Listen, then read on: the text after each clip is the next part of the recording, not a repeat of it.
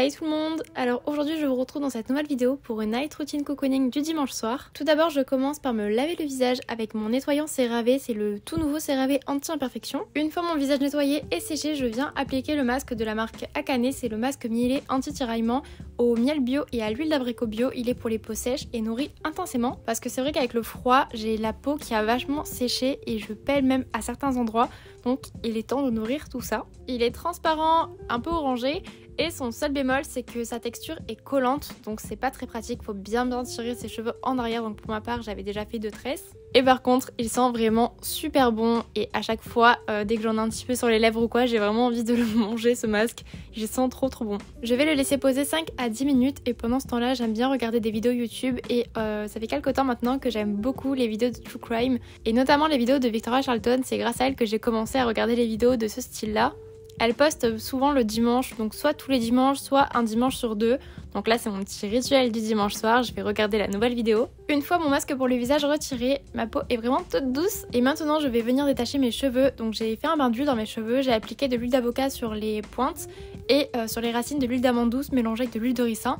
Donc l'huile de ricin c'est très bien pour la pousse des cheveux, l'huile d'amande douce c'est pour l'aspect apaisant parce que j'ai beaucoup de pellicules en ce moment et ça me démange. Et l'huile d'avocat, c'est super pour les pointes et longueurs, vraiment c'est top. Mais c'est un petit peu épais, donc je recommande pas trop pour les racines. Et là, je vous assure qu'après ce bain d'huile, je n'ai jamais eu les cheveux aussi doux. Je ne fais pas souvent des bains d'huile comme ça parce que j'ai déjà les cheveux qui ont tendance à être gras super rapidement.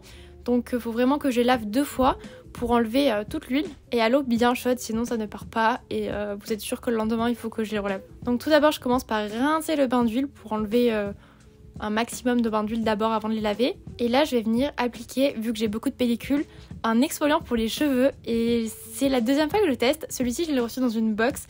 C'est assez spécial dans les cheveux, je trouve que c'est pas très pratique. Mais ça peut que être bénéfique pour enlever les matières mortes, les peaux mortes, oui. Et donc celui-ci il est au café et il sent vraiment super bon. Il me semble que je l'ai eu dans une box Blissim quand j'ai fait une collab avec eux.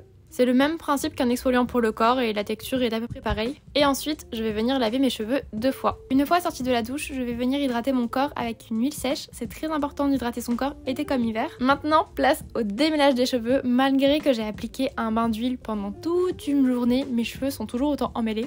Franchement, je sais pas trop ce que j'ai fait pour qu'ils soient aussi abîmés. Alors ma frange rideau c'est normal parce que je l'ai cramé.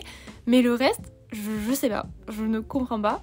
Et donc pour venir démêler mes cheveux juste avant le brossage, je vais appliquer l'après-shampoing sans rinçage nourrissant à l'argan et camélia de la marque Garnier. C'est la gamme ultra doux. Ce produit je l'ai reçu en partenariat TikTok et j'ai d'ailleurs posté la vidéo le mois dernier, donc n'hésitez pas à aller jeter un petit coup d'œil. Donc je l'applique seulement sur les longueurs et ma frange rideau qui est vraiment très asséchée, mais j'en mets pas du tout sur les racines pour pas venir encore plus les graisser rapidement. Et avec ça le démêlage est beaucoup plus rapide. Et maintenant j'ai eu une idée, au vu de mes cheveux vraiment très abîmés, j'ai remarqué que ma frange rideau avait poussé et c'est vrai que la moitié voire les 3/4 de ma frange rideau sont abîmées et vraiment les pointes en fait de chaque cheveu se dédoublent, donc pourquoi pas la couper toute seule. Alors ce n'est pas du tout un ciseau de coiffeur, c'est vraiment un ciseau si vous avez la ref pour couper les ongles des bébés. Voilà, il a l'âge de mes sœurs.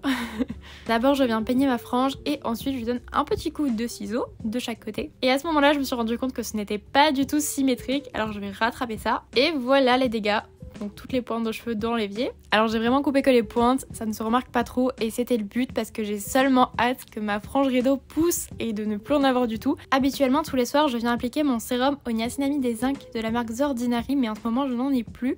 Donc je vais utiliser celui que j'ai reçu de la marque Yepoda au mois de décembre et c'est le sérum niacinamide et probiotique.